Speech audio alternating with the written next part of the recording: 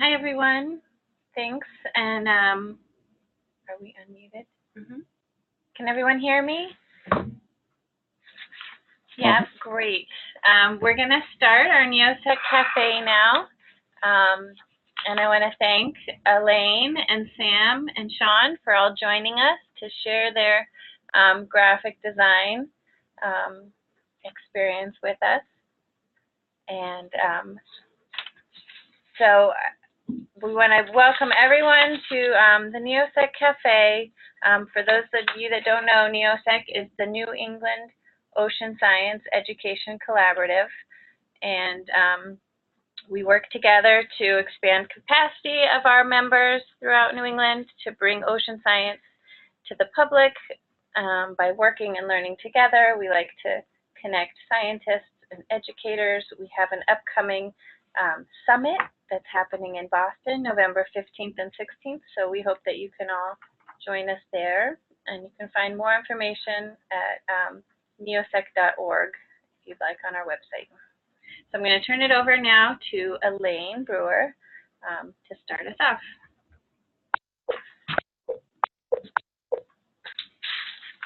Hi, everybody. Thank you for joining us on this lovely Friday afternoon. Hopefully it's not raining where you are. The three of us, I think, are all excited to share our experiences and knowledge of graphic design and how we work with graphics in our day-to-day. So we're really excited that you're all here. Before we actually get started, I'm going to give a quick rundown of the webinar format. So each speaker will spend about 10 minutes talking about their backgrounds and how they use graphic design in their work, and then we'll spend a majority of this webinar answering questions that you may have. So jot them down as they come up. You can submit them in the chat, or afterwards we'll actually open up the floor so we can interact back and forth. So before we get started with our talks, I just want to do a little interaction already. So if you haven't yet, if you go down to the bottom of your Zoom screen and you click the participants kind of icon, you'll see on the right-hand side the list of participants show up, and then underneath those you'll see a raise hand button. Once you see that, just give that raise hand a little click so I know that you have found it.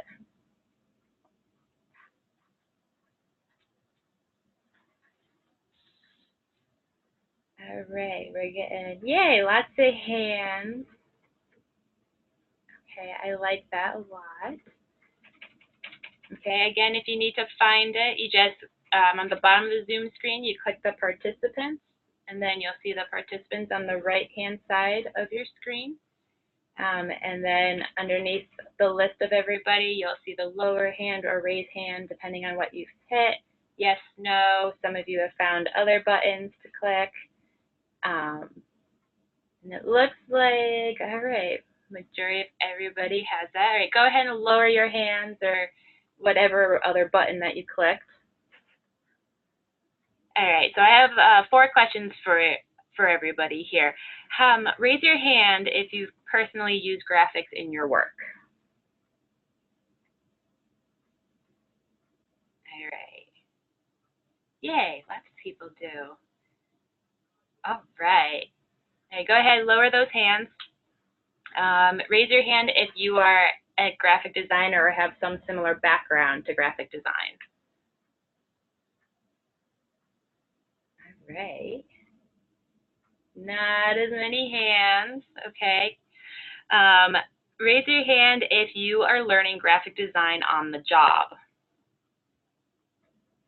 That's a big, I'm going to put 2 hands up for me on that one. That's a big one. All right, lots of people. All right, and one last one. Raise your hand if graphic design kind of scares you a little bit. Okay, it does not scare Cassie, but okay. Well, it scares me a lot. All right, great. You can lower your hands. That's perfect. So now we know a little bit about you, and we just want to make sure that we are talking to the audience well, and we're sharing the right kind of information with everybody. So thank you for doing that participation. And so now I'm just going to quickly introduce the three speakers, and then I'll have them talk. So our first speaker is going to be Sam Andrews of the Massachusetts Division of Marine Fisheries, where she is the Deputy CFO in charge of fiscal and internal controls. And then we will have Sean Silva, who works at Buttonwood Park Zoo, where he is the in-house designer and art director. And then I'll actually be your third speaker. So my name's Elaine Brewer, and I am the outreach specialist at MassWildlife. So Sam, I'm going to open the floor to you. Great. Hi, everyone. Like Elaine said, my name's Sam Andrews, and I work at the Division of Marine Fisheries. Elaine, thank you for inflating my title a little bit, but I'm a program coordinator, and my primary focuses are federal grants management and some procurement and other finance stuff. So I have absolutely zero background in graphic design, and I kind of stumbled into it because I was a warm body for doing the division's newsletter after the previous editor had left. Our newsletter is done through various Adobe programs. So I use InDesign for the actual layout of the newsletter, Illustrator primarily for any graphics I make, and then most of the photo editing I do in Photoshop. Traditionally, the newsletter is written by our biologists, the individual articles. So these are people with masters and PhDs who write at a very high level. And some other issues we have with the newsletter, other than the reading level, is that it's text heavy, and often we have poor quality photos, no photos at all, or just tables and figures that really aren't that interesting. So I've kind of been starting to improve the newsletter, not only by trying to knock down the reading level a notch, but also by incorporating graphics into the articles. So the first, I'm just going to give an example of the first graphic I created, so you can see, where I started from and where I ended up. Because if I can do it, I think anyone can really tackle graphics. The first graphic I created was for an American eel life cycle article we had. The article itself was very technical. It was a stock assessment update, and it kept using a lot of terms like subadult, adult, mature adult, and referred to different life stages of the eel, which I thought most people, our general audience, wouldn't really be able to digest that information.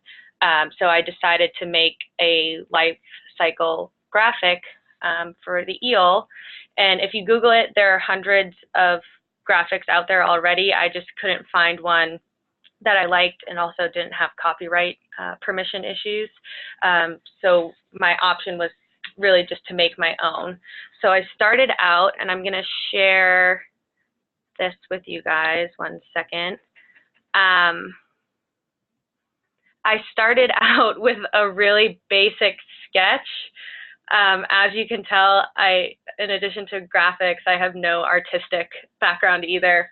But I basically just sketched out what I wanted to show. And then working with one of our fisheries biologists, I was able to come up with the text here that right now is just like a box with squiggles in it. So I basically made the graphic playing around in Illustrator. I had never really used the program before, so most of the stuff was trial and error, just clicking on different tools to see what they do, and by chance, if it was right, it got to stay in the graphic.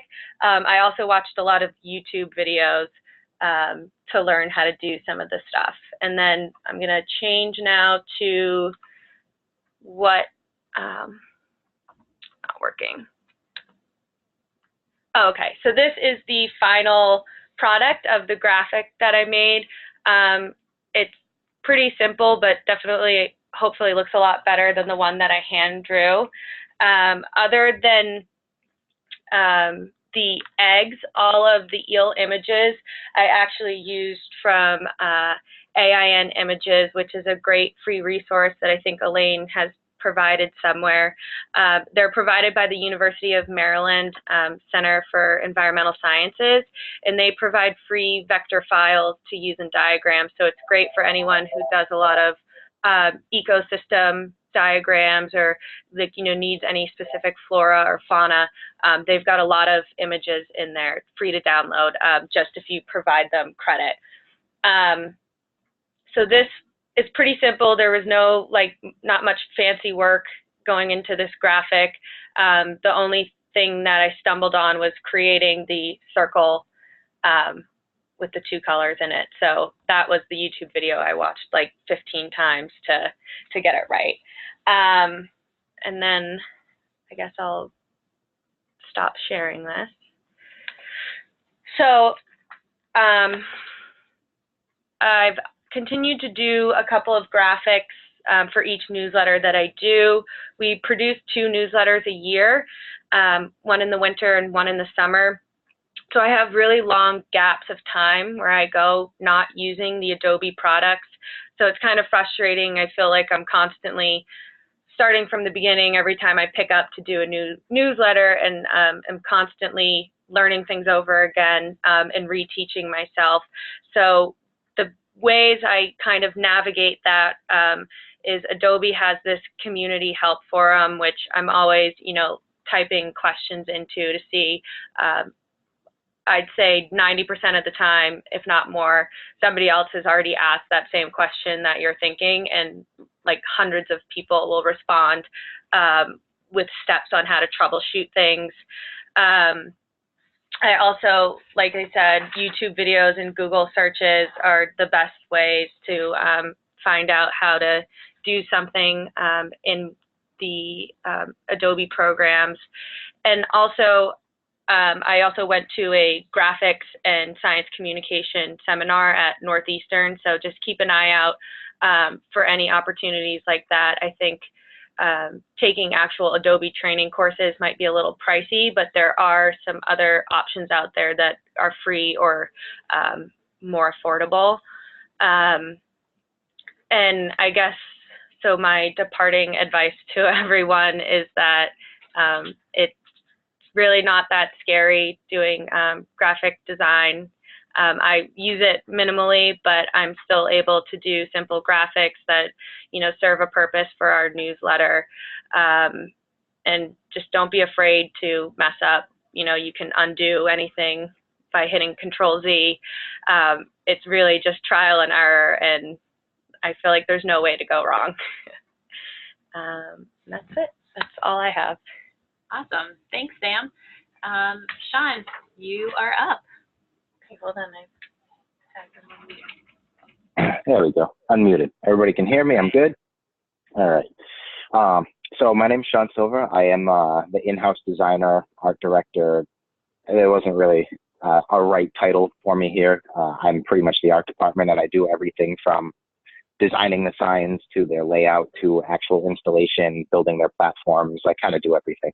So I try to jack of all trades. It's like a blue-collar designer, I guess. And I had previously worked at Titleist, followed by Hasbro, so I had always worked in a corporate setting.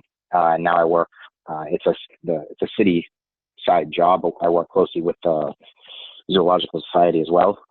So I work on marketing materials for our fundraising events as well as the signage. And the zoo's direction has changed from when it reopened in early 2000 from being a zoo to being a conservation-based facility that is still a zoo. And one of the big things with that is actually information retention in our guests. So I had to figure out a way that I could run the gamut of people. And I had previously done a project for a nonprofit organization that had a number of volunteers working for them, ranging from third graders all the way up to the elderly, some of them upwards of 80, as well as individuals with special needs, from high functioning to very low functioning. So they needed signage and information where things would be placed, and it's a large factory building, so they needed something that could reach all those people. So that was my first dive into really utilizing iconography a lot, which is going to be the focus of my quick little talk. And iconography is something that spans almost all generations now. The majority of grandparents are comfortable enough with smartphones that they understand iconography. Most parents are comfortable with that. Late millennials, naturally, who are becoming parents now, are comfortable with it. And then the youngest generations automatically are given access to technology very early on. So something that is really critical in giving information is an icon, because it's a combination of symbol plus text. When you really look at text, it's just symbols. This is a picture that encompasses something. And if you reinforce an icon with verbiage, it usually really hammers it forward. So that's something that I began looking at. And the first project that we had done here was we got honeybees in an attempt to have conservation efforts. One of our keepers took a beekeeping course and became a trained beekeeper.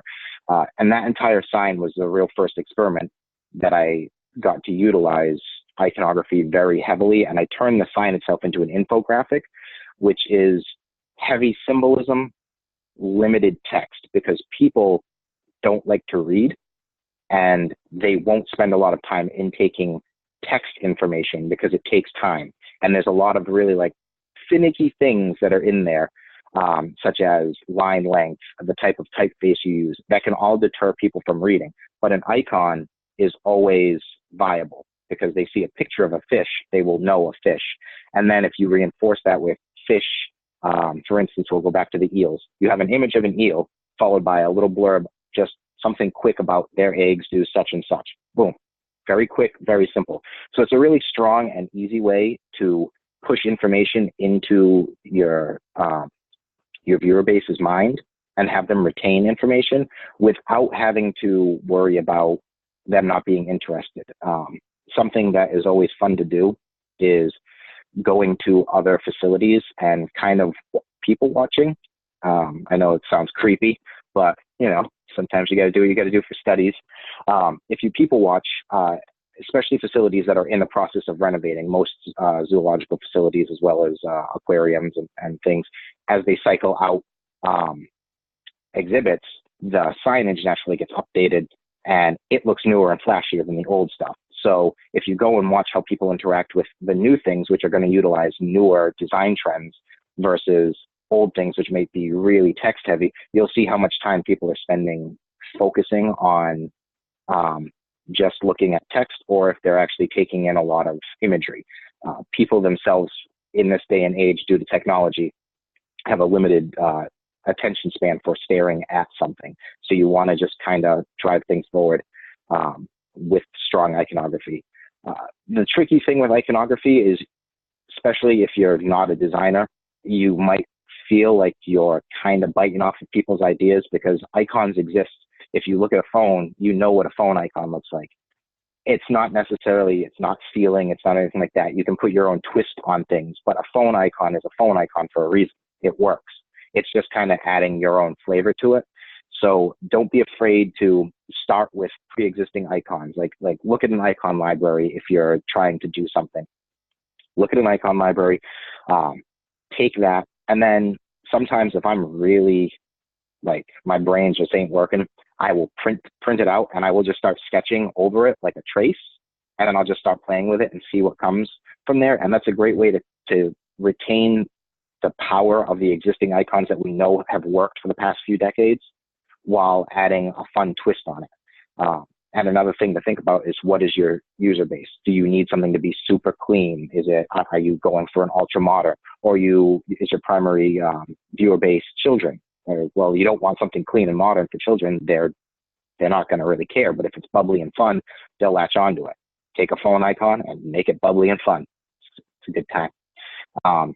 You know, you can easily go on Pinterest and just type in icon library, and you can look through and you won't see an icon for what you're doing per se, but you might have an idea that, hey, I could translate this into an icon for what I'm doing. I mean, I can't think off the top of my head of any icons for an eel directly, but I can think of things that would definitely tether into a circular icon that could be turned into an eel icon. A snake icon could be turned into an eel icon. So there's foundations that, if you're not really fluent in design and it's a little intimidating, find those foundations and build on them as opposed to trying to go completely ham from the get-go. Got a little nerdy by saying go completely ham there, but that's more or less it for me. Iconography is really important. Things, I guess, if I was going to bullet point this, is iconography is important because it helps with attention with limited work on your part in the context of there's less writing.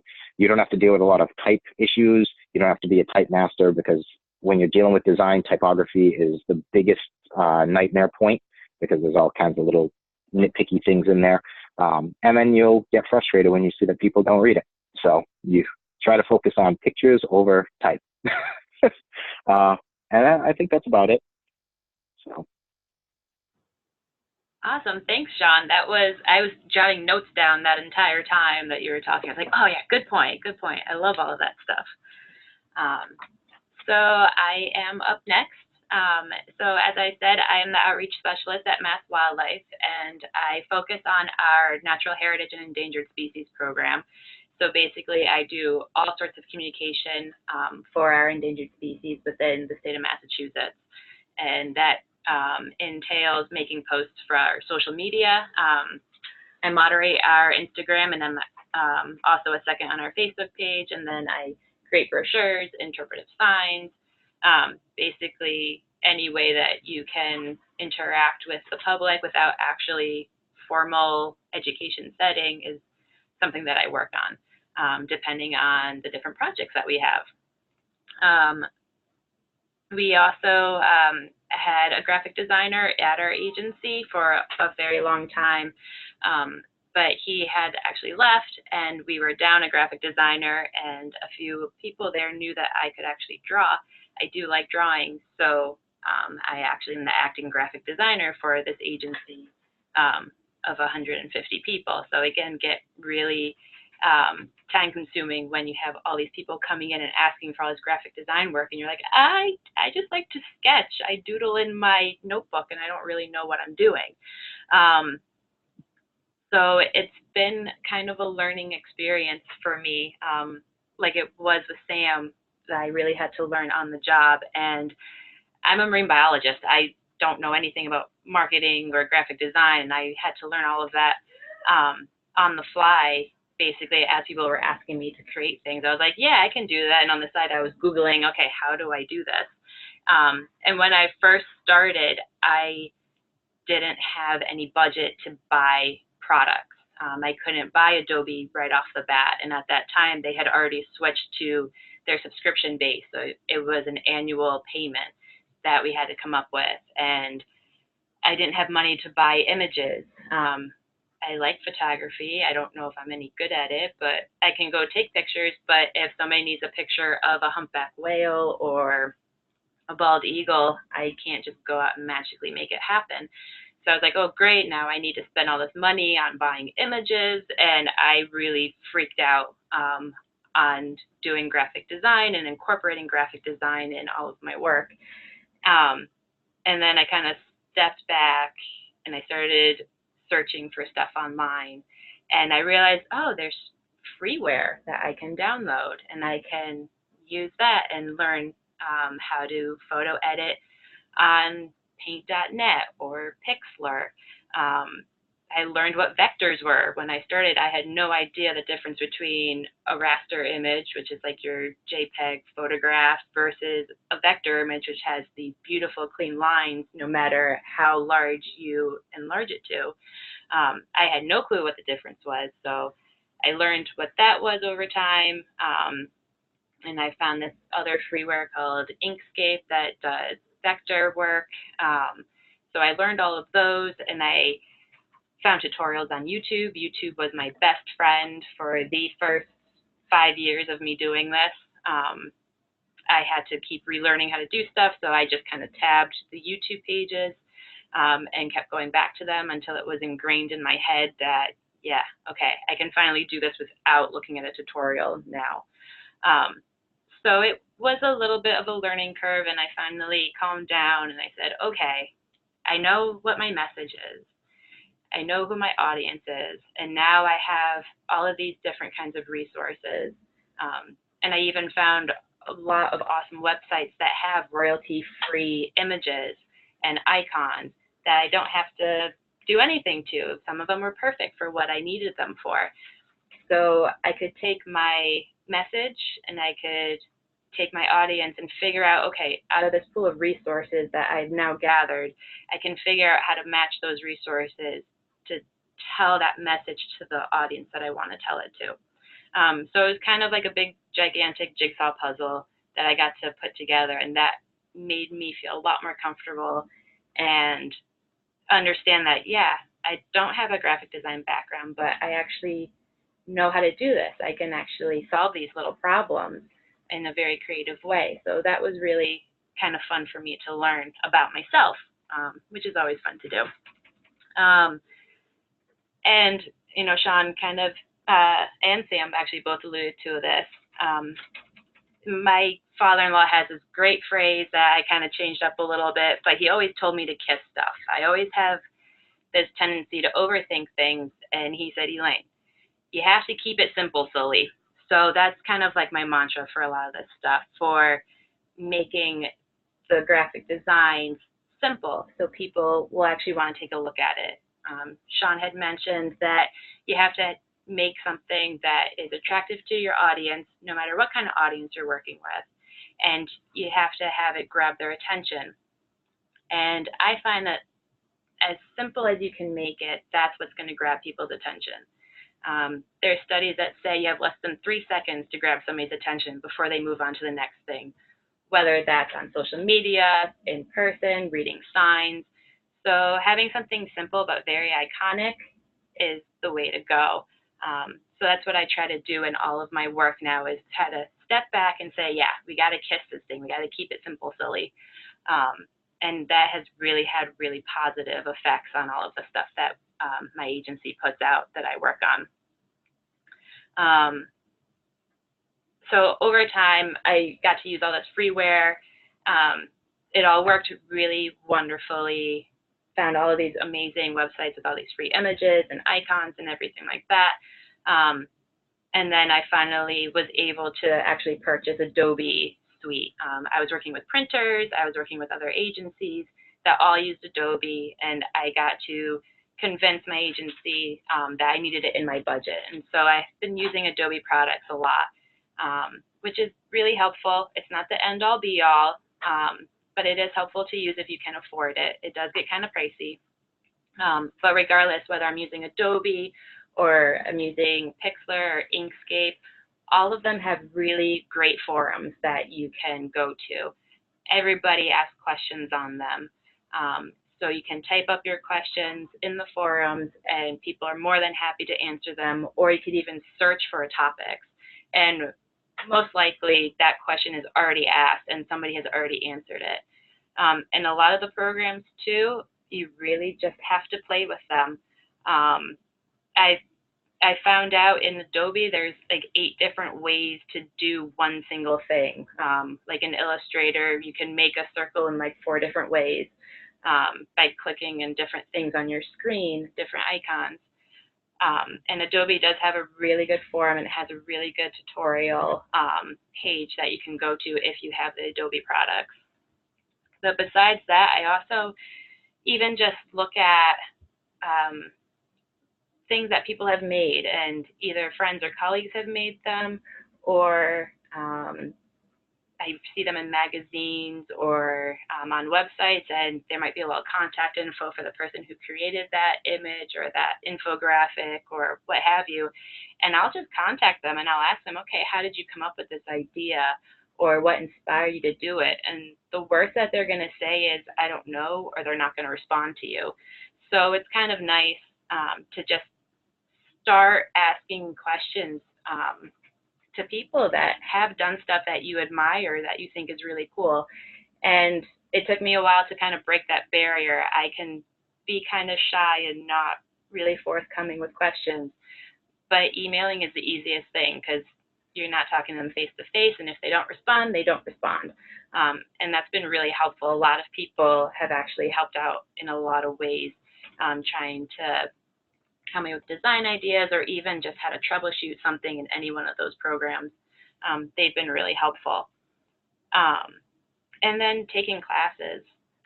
You have YouTube tutorials. Sam mentioned that she went to a seminar or workshop, especially with the Adobe stuff. I found that I go to the Boing Boing store, and I don't know how many people even know of this website. It'll be on the list of resources that we'll show you in just a little bit. But I spend like $10, $20, and they will give you this whole online course of how to use Photoshop or how to use Illustrator. And these are by certified professionals that I find really beneficial. It shows you how they do stuff, and you can follow along in your own program and say, oh yeah, okay, this makes sense. This is what this button does.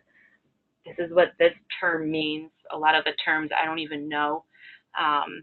So it's kind of nice just to take an hour, half an hour each day when I do have those classes available, and then just go through them and at my own pace and see what I can make of it.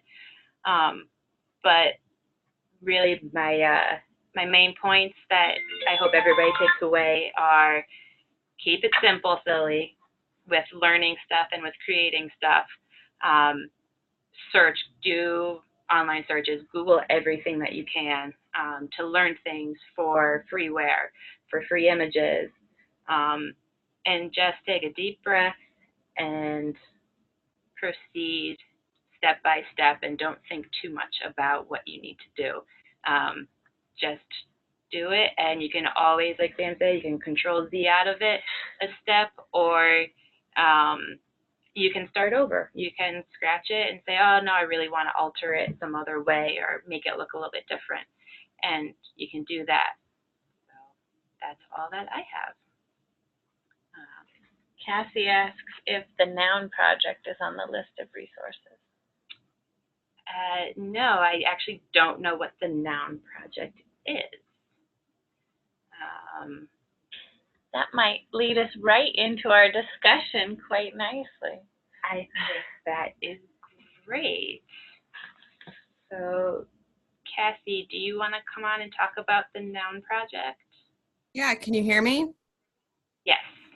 So the Noun Project is an online resource for graphics, and you can download the vector file, the PNG file, whatnot, and you can log in and get versions that you don't have to do attributions, which is really important.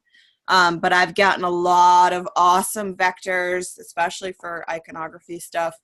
So it's the Noun Project. It's pretty amazing.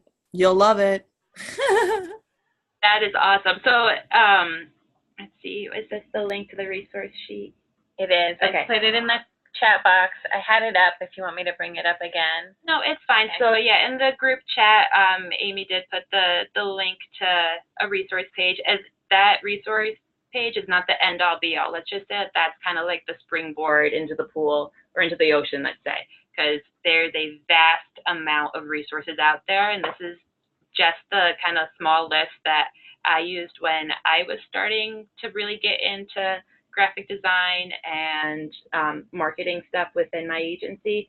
But there's a lot more out there, and I'm totally excited to check out this Noun Project that you brought up, Cassie. So thank you for bringing it up.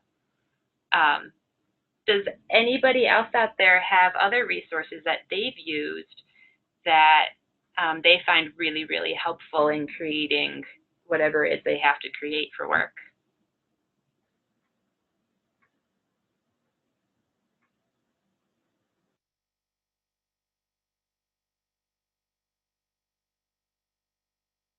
Cassie has a question about how did you create the resource page?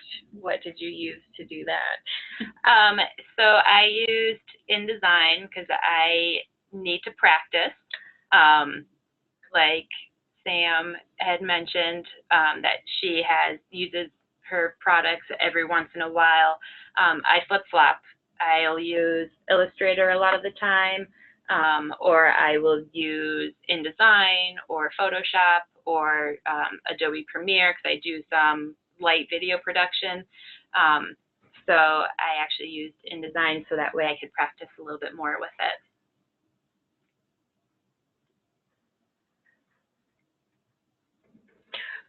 Another good resource too that I believe is free is Adobe Spark, which I know Elaine and I have both used, and that's a free graphic design app. I think you may just have to create an Adobe account, but it's really simple, and they've got great hints on how to build out graphics comparable to like what you would do in Illustrator, and then I think you can export it as either a JPEG or something. You can export it as an image file. So that's also a great place for someone who maybe doesn't have the budget within their agency to buy Adobe programs, or someone who doesn't quite feel comfortable tackling full-on Illustrator. I think it's a great starting point. Yeah, so if anybody follows NEOSEC on Facebook or Instagram, and if you don't, I highly recommend it. A lot of the images that have the text overlay over them were all created in Adobe Spark. And you can make a free account. You don't need to pay for it at all. And that's not even a downside, but if you want to brand it, like put your logo on your images, I believe that's one of the only things that you can't do if you don't pay for the Adobe Suite. If you have the Adobe Suite, Adobe CC, you automatically can log in and into Adobe Spark, and you'll have that branding capability. But that was an excellent point. You already had it in the resource library, but neither one of us mentioned it in our talks. Okay, so can Sean or Sam, can either of you talk about what it's like to work with printing companies? Like, did you have to learn terminology or different kinds of color blocking, or what's it like to work with an actual printer? I'm unmuted, so do you want to go first? Or do you want me to go first? Okay. So as far as learning terminology, for me, it kind of came with it. I went to school for design, so I learned a lot of things as far as terminology, but a lot of it was learned just in the field in general. And the majority of it was my very first job. I did custom packaging, and I didn't know about bleed trapping, and I learned all of that in the process. Most print houses, too, if you're printing, fun fact, you can send something to print and say that you want a press check, that you want to be there for. They can't really say no. Some of them will kind of be like, "We trust us, we're fine," but you can kind of push for it. And a press check, you present, if they'll print out rather than bringing it to you or mailing it to you, you go to the print house. If that's something that you can do and a print house is close enough, it's cool to go in. It's also helpful because you'll get a little bit of a tour of the place and you can see some process, which for me, it helps to know the full range of the process and everything that they're doing. But as far as terminology goes, it's one of those things you can Google a lot of them and you'll figure it out. But until you see it in practice, it's tough to relate the two. So if you want to know a specific term after you figure out like trapping, I just said, to the visual on trapping, even after I learned it, I didn't really know what it meant. And realistically, all it is you have two colors that are going to be printing. So you have a PMS color, like yellow or orange 021, and black's going over that. But the letters, the words like, Sean are in orange. There's a cutout and the black gets stamped over it. But you need to provide bleed for the orange so that the black can stamp over it and it doesn't shift. And that's called trapping because you're trapping the color. But even my description is really kind of all over the place.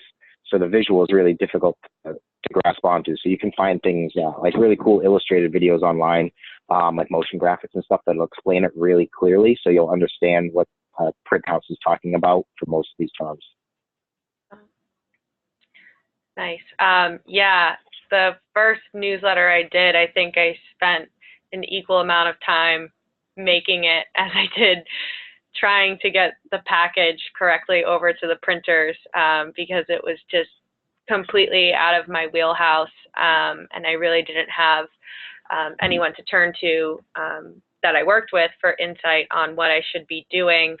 Our newsletter, and Elaine and I used to work together for the Division of Marine Fisheries, and our newsletter always came out like different shades of blue. So it was in black and white because we have a very limited budget. So text was black and white, photos were black and white, but there were blue accents. And sometimes it would come out like a light blue color. Other times it would be periwinkle. And we really couldn't figure out what was going on, like why it was the same file every single time and the same color we were using. And then I think like maybe 3 or 4 years into us working on the newsletter, we found out that they print in Pantone colors, which I'd never used before. So we had it in some other different format. I don't know if it was like CMYK or RGB, but we like completely missed the mark on that one. And that took, sometimes depending on how your printer is set up, a lot of my contact is with like the point of sales representative who also can't explain to me like what's wrong with my file. So I kind of have to search through email chains that he forwards me to find somebody who's actually on the printing end of things. And I find if you reach out to those people, they can give you a lot more instructions on troubleshooting, whether it's an issue with the colors, the fonts, packaging, the entire file altogether and sending it to them. I still don't know much by the ways of terminology. I just kind of cross my fingers and hope I did it right. One thing to note is if you're not super comfortable, excuse me, with everything that needs to be done, the most critical terms or things to remember are bleed.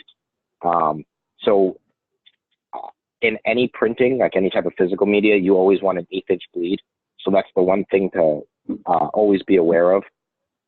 But most print houses, at least specifically in Adobe, I've always worked with the Adobe suite. I haven't worked with a lot of the freeware, but I imagine they have the same capability. But at least in Illustrator and in InDesign, you can package the document, and it will package the entire document with all its links, typefaces and everything, compress that. And if you send that off to the print house, any issues that arise, they can usually resolve it for you, and it just gives them a better idea of what you're working with, as opposed to simply sending them a PDF sometimes. Still writing those notes down. You're like a plethora of information. So for all of us who are still learning how to do all of this. Yeah. Another big issue I ran into, and I don't know if this is just an issue with the printers we use, since we work for the state, we don't have much flexibility in choosing who we work with, but I'll use Adobe Typekit and download files from there, and those correct me if I'm wrong, but I can never get those to package into the package, and you have to just remind your printers when you do it in the package, there's a note section, or I'll sometimes do both, put it in the notes and in my email to them, this text is Adobe Typekit, and they'll note they have to download it and use it. Otherwise, they'll come up with an error that, the font doesn't exist. Also in Illustrator, speaking on the PMS colors, whenever things go to print, they usually go into CMYK. If it's digital, it's RGB, but when you go to print, if it's a 2-color project, like it's black and orange again, PMS orange 021 C is coded. So that's a Pantone color. That's what the PMS stands for. And you can get extremely overpriced books from them that lets you see exactly what the chips look like, what it looks like. They're like $3,000. But if you go into Illustrator, it's also available in all the other software, but it's easiest to get to in Illustrator. You have to look up how to open it, because it's, for me to just talk through it without you being able to do it is kind of tricky. But you can open any of the Pantone books in Illustrator and see it's their digital version, their RGB version, but you can at least see what it is. And when you send things off to print, they still need to be CMYK, but if you know you're using a PMS color, you can inform the printer that this red is red 32 and this black is black 7, which is a different type of black. They can then print with the Pantone colors, and most big print houses, or most print houses in general, they have inputs so that the printer will calculate the right amount of CMYK for that exact Pantone color. Whereas if you're printing a black 7 and a red 032, if you just turn it to CMYK and send it off to print, each printer is going to process that CMYK value slightly different, so you're never going to get a fully accurate print. So that's just like a little trick of the trade, I suppose. That is great information for when I work with a printer. Again, I have to keep it in my notes available. So changing topics just a little bit, Sean, you had talked a little bit about creating signs that are for specific targets, so whether you're looking at millennials or kids or older adults. How do you figure out how to create your signs or whatever it is you are creating for those different target audiences? So how do you know that the bubbly kind of icons are good for the kids or something a little bit cleaner? How do you go about that process? So one thing that I do it, but I take it with a grain of salt at the beginning of each year, and usually like on the quarter, if I have some downtime, I always look up the current design trends that exist, because it lets you know like what's kind of being pushed out in the market as far as bigger design, like corporate design, like what's Apple doing, what's Microsoft doing, what's Coca-Cola doing besides not changing their logo again, but you can see what things are kind of trending in the design field. And sometimes the trends don't change so drastically. Other times you get surges, like vintage is really popular now. You see a lot of things that are going like that real rustic vintage kind of look. So for instance, we have an event here at the zoo called Red, White, and Brew, and it's a beer event. The target audience is, we know that we target people in their 50s to in their early 20s, 21 to late 50s. And then anyone over is there, but that's our primary gamut. And even more specifically, people in your 30s and 40s are going to come to that. Like that's who we usually see. So you need to look at what is trending and or what is critical to that particular group, which is always evolving because the people who were 30 10 years ago are now 40. So they're going to react differently to things. So you kind of have to play back and forth, but it's a lot of study on what your market is and what they find important. So it takes a lot of research. But if all else fails, you can go and look at, like for instance, it's a beer event. It's branded specifically for this, but if you were just making a random beer event, you could go look and see what are other places doing. And if you look, the big trend with beer events is it's kind of got a German feel. Usually you have a lot of like yellows, browns, glass, a lot more illustrated type posters as opposed to it's just a picture of someone holding a beer mug. It's catchy and it's kind of flashy, but the information is also limited and real simple. The other thing that comes with this is you're looking at a specific market, but you also have to see where am I advertising this. So it's like a double-edged sword. Are you doing a big billboard, or are you putting it on social media? Naturally, it's probably going to go on social media, and you harken back to you only have 3 seconds to catch people's attention. That is 100% true, especially in social media. If you're scrolling through your Facebook feed, something needs to catch your eye 100%. So, okay, I know that I'm targeting like 30-year-olds, 30 to 35, right? They typically have a 9-to-5 job. So I'm posting at a particular time, usually around 5 o'clock or near the end of the day, where they're kind of like, okay, I'm tired and I'm just going to kind of putz around until the end of the day. That's where the most web traffic comes from. And now I need something that's really catchy. So I want to hit them with beer because that's going to catch their eye really fast. Something bright that's going to stand out in a sea of pictures, and something that's legible and gives them what little information they need as rapidly as possible. So name of event, where it is, when it is.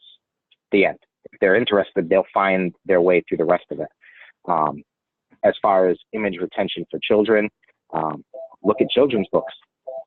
It sounds weird, but if you go to the bookstore, look at kids' books and see what's being utilized in the books that are more specifically aimed towards learning, if that's what your goal is.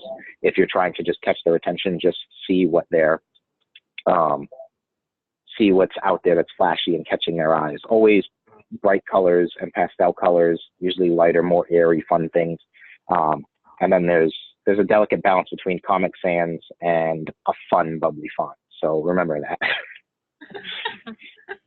So are you saying don't use Comic Sans for everything? Or kids? Papyrus. Don't use Papyrus or Comic Sans. And there's a fusion of the two now, which is horrible. Don't do that. Okay. Sam, you had mentioned Typekit. Can you explain just a little bit what Typekit is for people who don't know? Yes, Typekit is an Adobe product. I believe I have access to it because I have the Creative Cloud. I'm not sure what it costs on its own, but it's this massive library of different fonts they have, and they're free. Well, they may or may not be free to download depending on what your subscription is, but it also has a helpful tool to kind of narrow down your search through thousands of different fonts, what you're looking for. So the width of the letters, the height of the letters, using different, I don't know what the correct term is, but like if they have like the tails and like, you know, the end of the lines. I don't know what that term is. Serif and sans serif. Yeah, yes, right. So you can kind of filter by a couple of things, and they also have, through Typekit, they have some like blog posts.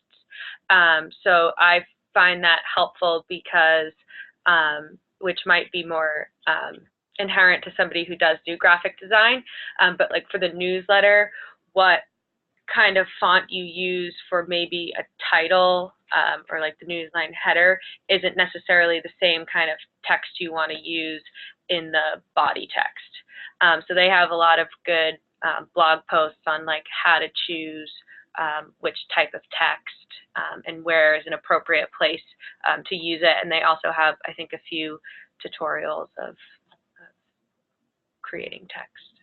So yeah. And once, oh, sorry, this is the most important part. Once you download it, it's just in your Adobe Cloud. So any of the programs you go to use, it's saved in your font selections. Nice. It is amazing if you have Adobe CC. It's quite wonderful. I've also found, I started following like a lot of design blogs and graphic design blogs and marketing blogs. And once in a while, if you sign up for emails, especially out of one of these, they'll sell packets of fonts that I used to use before I had Adobe. So it would be like $30 for 30 fonts, which is insanely inexpensive. So I make sure with freeware and with that kind of stuff, I make sure that it's legit and that it's not a spam type of thing that's going to throw viruses all over my computer or cheat me out of my money. So make sure it's verified somehow. But those kinds of packets are always helpful. And a lot of the times those fonts are from new designers who are trying to get their name out there in font design. I've actually bought fonts off of Etsy before. There's people on there that sell fonts, and a lot of them are really cool. So Typekit's not the only place that you can go to or have to go to, but there are some really creative, beautiful fonts out there. Sean, I don't know if you have any input on font selection or purchasing. I guess to talk about font pairing more so, touched on it. That's where you can start getting into the weeds a little bit. You know, there's little rules and stuff that exist. Not so much rules, but for instance, if you're doing print, a serif typeface, which is like a Times New Roman, except the hooks, those are called serifs and whatnot. And little history fact, those exist because when they made everything, they chiseled it in, so those lines existed because of chisels. There you go. Those are inherently better for print media because the serifs actually lead the eye into the next letter faster. So little tidbits. It's not so rapid that you can't use a sans serif, it's fine. But on the note of font pairing, if you have a typeface that you really like and you are sold on it, you really want to use it as, say, your header or maybe your body type, it's a quick Google search. You can see some really cool font pairings. There's plenty of people who have used it before. Just type in like Railways one that for some reason I struggle to find good font pairings for it, even though I use it a lot. Type in Railway font pairing, and there'll be a list of typefaces, a list of websites. They'll come up and they'll show you really strong font pairings where it's utilized as the header, or maybe it's utilized as a subheader. Maybe it's actually somehow body text. You know, you can see how it's utilized in different ways, and maybe one will just get you thinking. Most of those websites will also provide a link to either purchase the typeface that it pairs with, or a lot of them can be free. There's a lot of typefaces out there that are actually completely free, and you don't have to pay for them. You know, the bigger name ones like Futura and the Helveticas and stuff, Garamons, those you have to pay for. And all of those are actually found in Adobe Typekit, which I think you can only utilize Typekit if you have Creative Cloud. I don't think you can pay for it on its own. And then also just to touch base on Creative Cloud, it's worth just paying for the full suite than individual programs, unless you're only getting a single program, because a single program is $20 a month. The full suite is $50, and you get, what is it, like 7 to 10 different apps right now, and anything that comes out, you automatically have access to it. So even if you're not going to utilize things, one day you might need to do video editing or motion graphics, and you're starting to dive into it. Well, now you need After Effects. So that's off the top of the type for you. No, that's a good point. And also, not that we're selling or trying to sell Adobe products at all. No. The three of us just happen to use it, and I think I can say with confidence that we all kind of love it. If you are the really creative sort, and I know a couple of you are, you can actually buy little kind of add-ons to like Illustrator and Photoshop to make your own fonts. So I actually bought this thing called Font Self that was like 30, 40 bucks at the time, and I actually am designing my own fonts that I can use for work or for other art stuff that I'm doing on the side. So if you're really ambitious, you can also do something like that and create a whole new world all to your own with different types of fonts. So I'm going to also ask both Sam and you, Sean, how do you come up with colors for your imagery? And Sam, I'm going to point that to you first because your eel image was really pretty. Oh, thank you. And the colors on it go very well together. When I first started and I look at my first like infographics, I kind of cringe and have to put my sunglasses on because the colors were just kind of fighting each other. So how did you come up with that? So our agency, it's a state agency, we really struggle with a complete lack of branding. We have 2 different logos that people kind of pick and choose when they want to use, depending what field station they're at, different color schemes. There doesn't ever seem to be a rhyme or reason for that.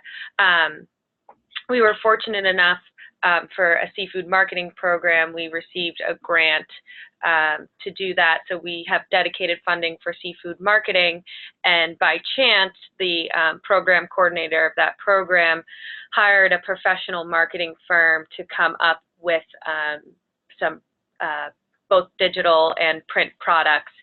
And as part of that process, they came up with a logo.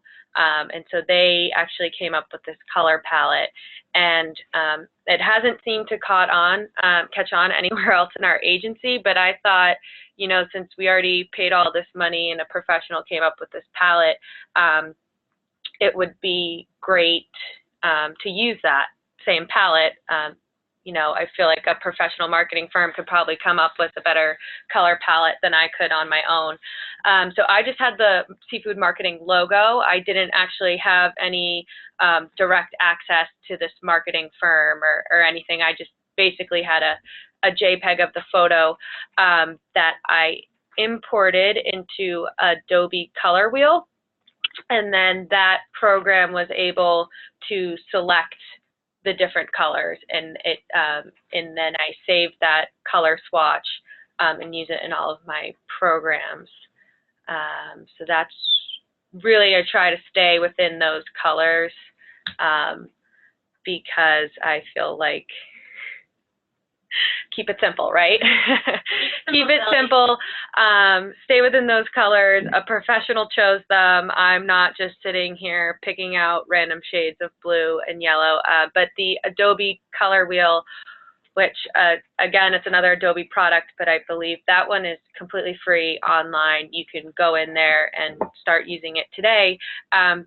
The program itself, I think, can come up with different if you have a single color, it can come up with complementing color palettes for you, depending on, I don't know what the different styles are, but it can come up with, recommend other colors to use to create your palette, which is helpful if that's, you know, not something you're too familiar with.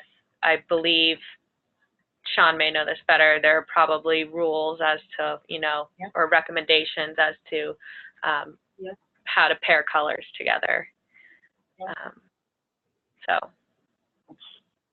Well, I wouldn't necessarily say that there's rules to pair colors. There are, there's basic color theory, which is complementary colors such as blue and orange. They complement each other, but I personally think that if you just take a stark blue and a stark orange, it looks pretty terrible. So, you know, green and red are the complementary colors. They're Christmas colors. I think they look bad. You know, that's personal preference. But then you have purples and golds. They work for me, you know. You mentioned Adobe Color, I believe, which is a really great free resource. Another great resource, which it wasn't on the list, and I just thought about it just when the list went up, was colorlovers.com. It's just people that they spend all day just making color palettes. And I wish I had that kind of time, but there's some that are really cool.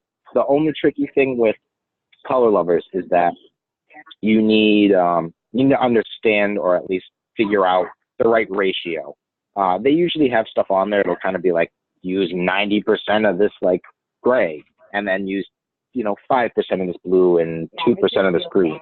So you'll know that the gray needs to be real heavy. Some of them don't do that. So it's kind of up to you to play around, also depending on what you're making, what colors work really, really well. Sometimes it's a 3-color palette, sometimes it's 6. The other thing that you can do is, depending on what you're making, is you can develop your own color palette from natural things.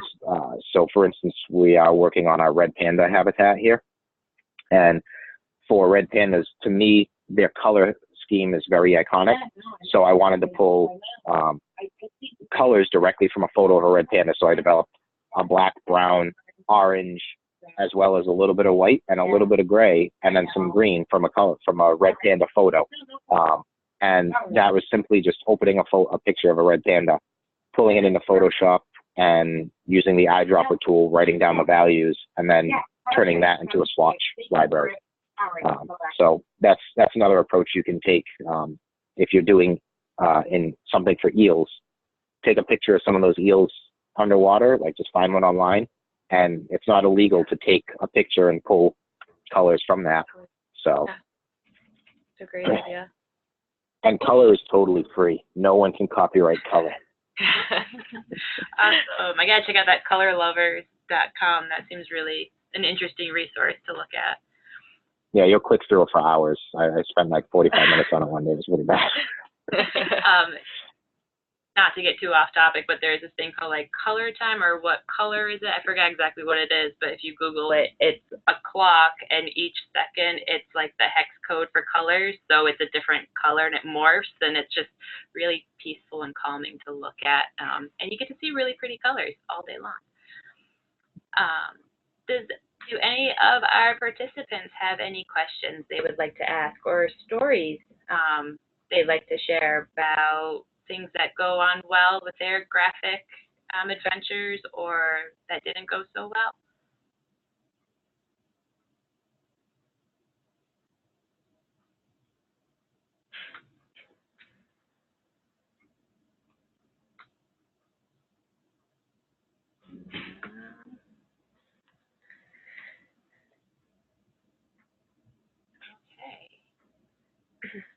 Sean, I have a question for you. How do you come up, and I know you said that you people watch how they interact with your signs. How do you come up with your design ideas? It's dependent on naturally what the project is. So I had mentioned the beer thing before. That one, the individual who was in my role prior to me was more marketing focused as opposed to design focused. So I rebranded that one completely. That one was really easy for me because I love to brew my own beer. So beer was important. I mean, I have a beard. I like to brew my own beer. Clearly, I'm a hipster. But that one was real easy because I had somewhat of a finger on the pulse of the community a little bit. So the first round, this was the first year that it was branded on its own. So I knew kind of the big grandiose feel that I wanted from it, while also naturally we're a zoo. And red, white, and brew, if you hear that, it doesn't make you think zoo. It's not like Roger Williams does brew at the zoo, and a lot of zoos, they do brew at the zoo. The name is indicative of zoo already. Ours is not brew at the zoo, so we need to work in a zoological element in some capacity. So your best friend in most of these scenarios is a sketchbook, and just start writing down ideas or sketching ideas. Go on Pinterest and just type in brewery like logos, brew events, and just see kind of what's there and start sketching. Like let your brain just kind of take all that information and just meld it into a ball. Start sketching out what you have come to mind, and chances are you're going to work really hard on something. You're going to hate it, and then you're going to scrap it, and then you're going to come up with something, and it's going to be exactly what it needed to be, and it's going to be real simple, and you're going to slap yourself and wonder why it took you so long. But a lot of it is really, it's sketching and exploring the topic. A term that it always stuck with me is, and I forgot who said it, she's a female designer, and I don't remember her name, even though I have it like on my wall at home. It's designs where science and art break even. And I've always kind of lived by that mentality. There's a science behind design. If you're a good designer, nobody knows who you are. Nobody goes into design expecting to be famous, because if you do your job right, no one knows you even exist. But if you do a really bad job, everyone knows you exist. So when I'm looking at designing things, I think about it in a logical sense. Like, take my time, what's functional, what's not functional. Let me research the topic. It's the same thing as if you're pretty much writing a paper. Research your audience. And once you've done it once, revamping the design and having a fresh idea, it comes easier and easier. But a lot of it is, it's research and then sketching. A lot of sketching. Great. Any questions coming in at all? No, I have not seen any questions come in yet. If you guys are working on anything that you'd like to get feedback on, we can use that for this time for that. If you do want to talk, remember to unmute yourself.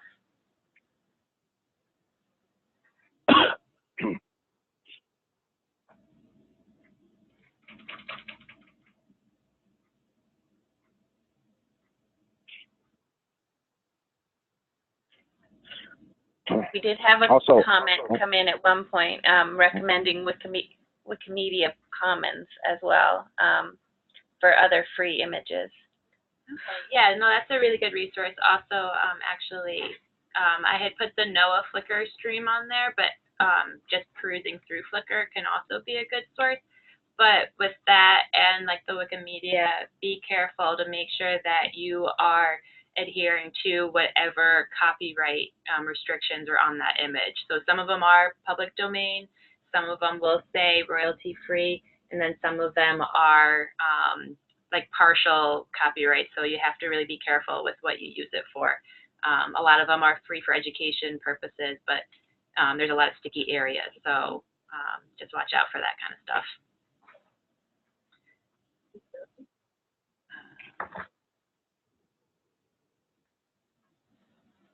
Yeah, so I've been looking at some images lately, and they say NC by CC.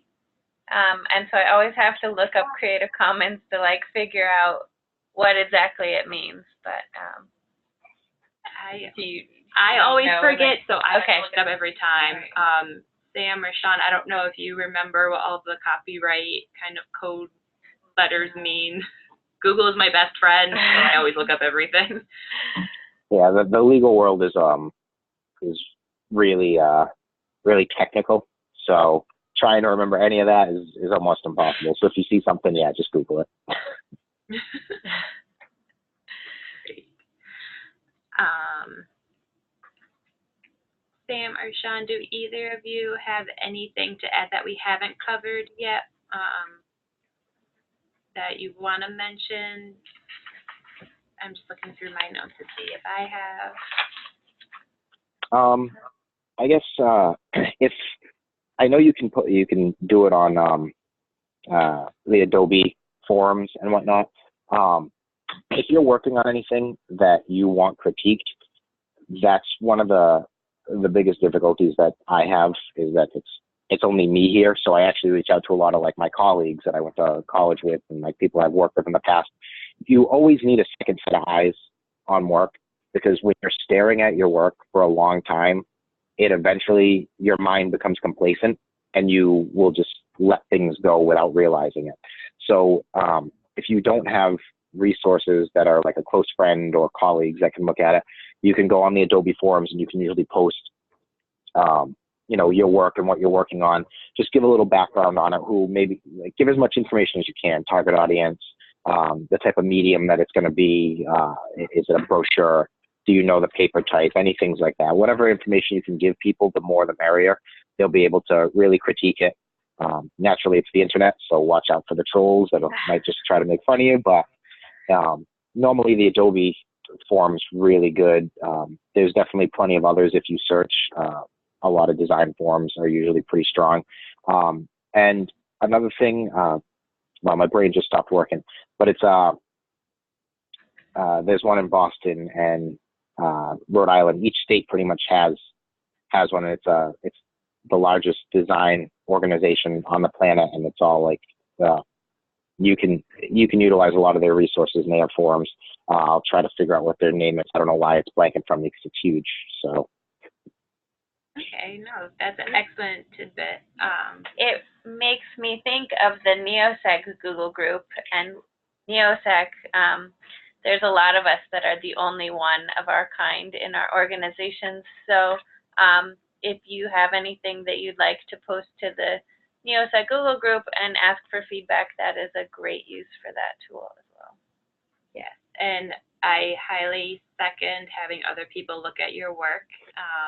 Even if they are not in design field, I have at least 5 people now look at everything that I am going to either print or put on the web, especially because I'm a horrible speller, and sometimes spell check doesn't pick up on everything, especially when we have species names. So I have other people read my work whenever there's text involved, so that way they can pick up all the spelling mistakes that I would have published the product with. So please have people look over your work, because you think it's going to be fun, and then you get it printed and it's sitting there staring you in the face, that one word that you maybe transverse letters or something. It has happened to me way too many times. So please do that. The organization was the AIGA. Awesome. Yep. Thank you. Yeah, there's a Boston firm, which is the one that I'm the member of, and it goes by state. This one in Rhode Island, Boston, and so on and so forth. But that's a really good resource. To be a member, you can pay to be a member, but you can still utilize a lot of resources totally free. It's also nice to go on there. They have a lot of seminars and guest speakers and whatnot that come in.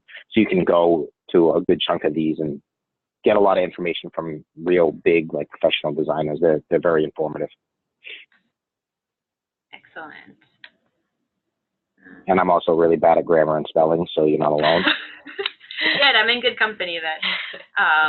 And I see that Cassie wrote to everybody that you can search Google Images and sort by what licenses you need for copyright. So that's also a good tidbit. I keep forgetting all the little add-on things that Google has that you can search for things on there. So that's an excellent point to make. Oh, that's a new question. Do you see it? All right, yes, we do have a question. So what do you all predict for design trends in 2019? Anybody? That's a loaded question. Phone sizes are going back on the increase. So a lot of design trends are dictated by mobile because it's the most utilized platform in existence now. I feel like an airline pilot. I keep going in between everything. Your phone is your most utilized form of media to date. People don't even watch TV anywhere as much as they did. They don't use their laptops as much. It goes phone, tablet, computer, TV as far as digital mediums go, and those rank far above any other print media. So I'd see probably the way everything's going, it's a lot of it's simplifying a lot more. So I would see that. I feel like a modern push is coming back, or a postmodern. No, modern. Sorry. Yeah, there's like, waves of postmodern, Renaissance, all that. I don't know off the top of my head, but I think that like a real clean, super simple modern trend is back on the upswing.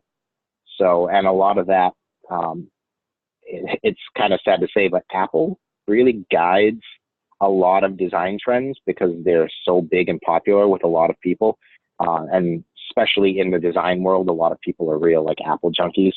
So it's kind of their word is law with a lot of stuff. So they'll see and be inspired by a lot of it. But there's so many facets of design that to pick one particular design trend it's tricky. And it's a whole conversation because you have phone naturally, but there's also what are the web design trends going to be? There's still magazines and print media. What are their design trends going to be? Clothing design, marketing materials, and things you see in stores, their design. Toy design and toy packaging design. Like the field's massive, so it's tough to pick what a general design trend would be. You kind of have to look at the whole gamut and see what's changing in each one. Okay, that's excellent advice. So you brought up Apple and how they kind of guide design trends. So I get into this debate a lot with designers and graphic artists and people who are not in the design field or marketing or anything like that. So if you want to design something and do graphic design, do you have to have a Mac computer, or can you do it on PC?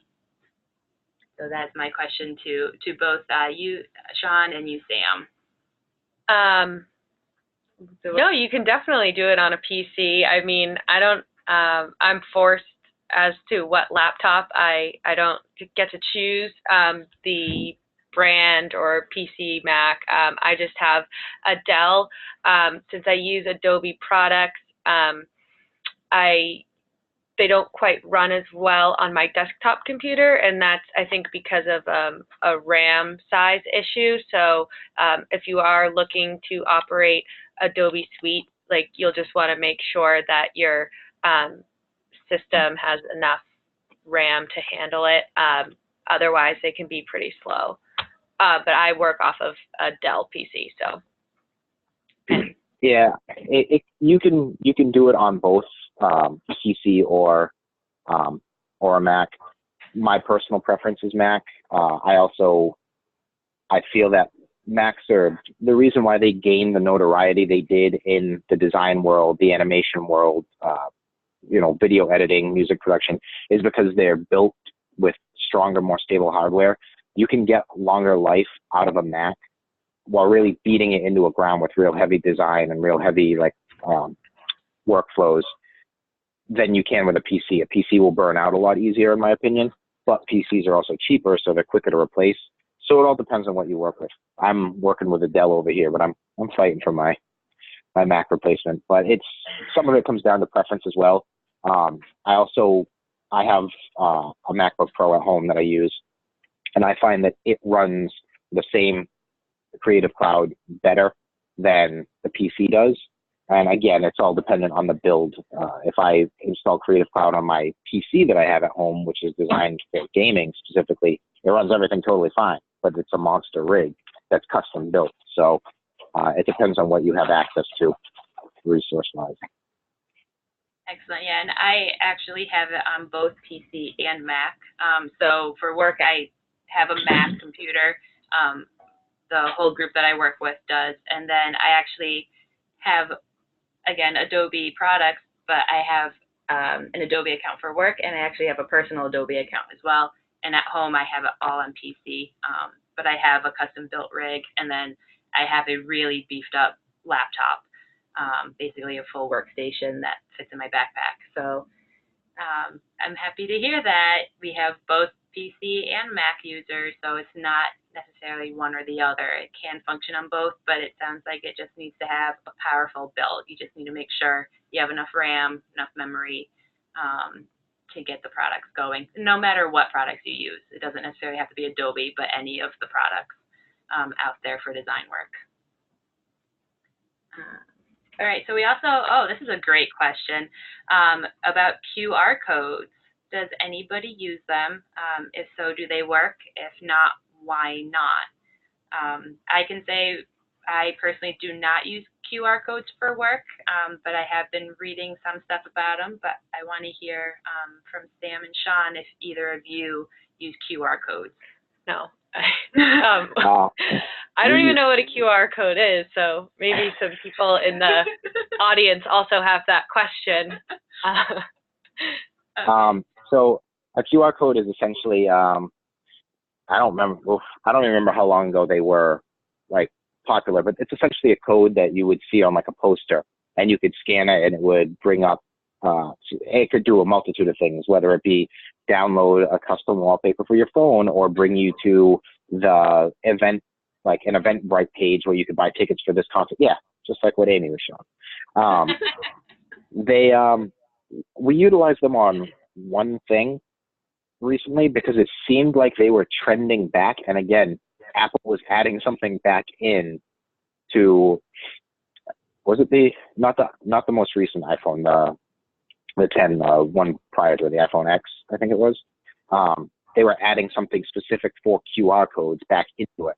So everybody in marketing and design was like, nope, got to start using those again. So you started to see an uptick in them, and they have just started to fall right back off. You don't really see them utilized all that much. So I think they have potential, but you're forcibly making people interact with something, and it's too small for it to matter.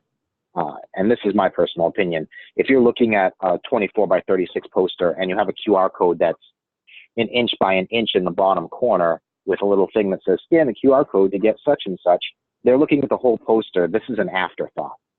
So it's not effective unless you're doing what I think New York's transit system did it really quickly.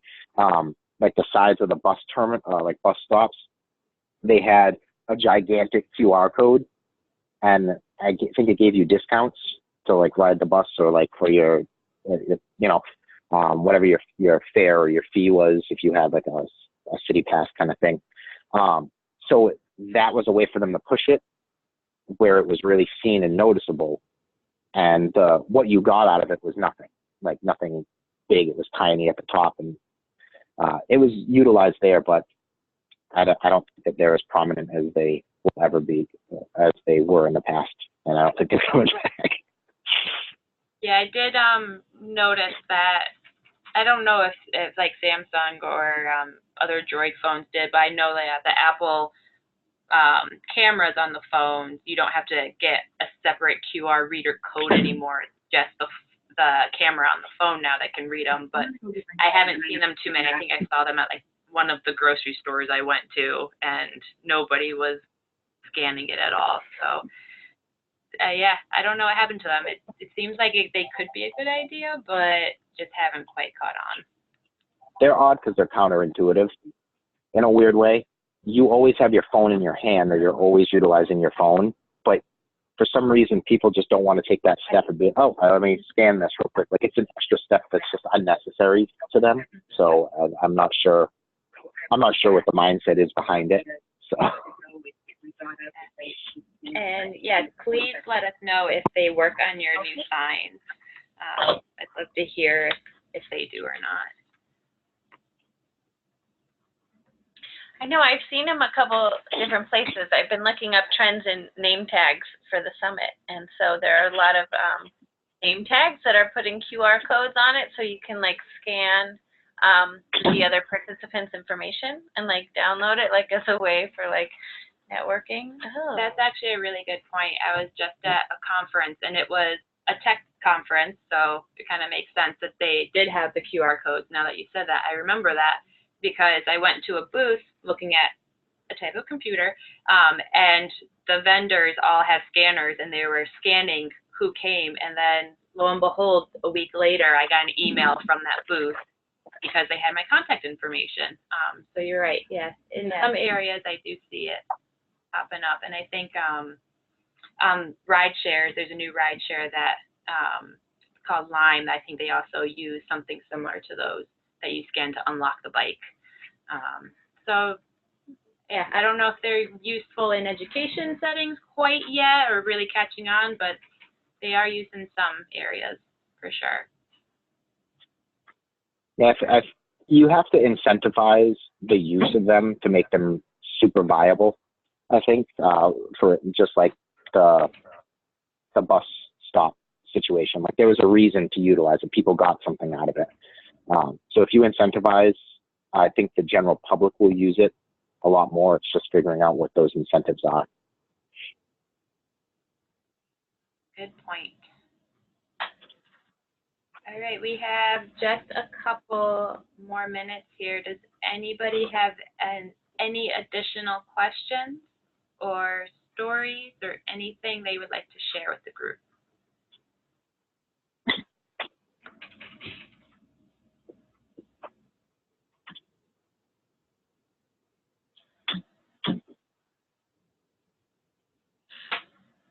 Yeah, I'll second that. Thank you to all of our presenters and speakers today. I think this was a really great discussion, and I'm really glad that we were able to have it. So. I hope we helped everybody out. Sam and Sean, thank you for joining us. I think it went really well, but again, everybody who's on this webinar, I hope you also all got something out of it. Great. Thanks, everyone.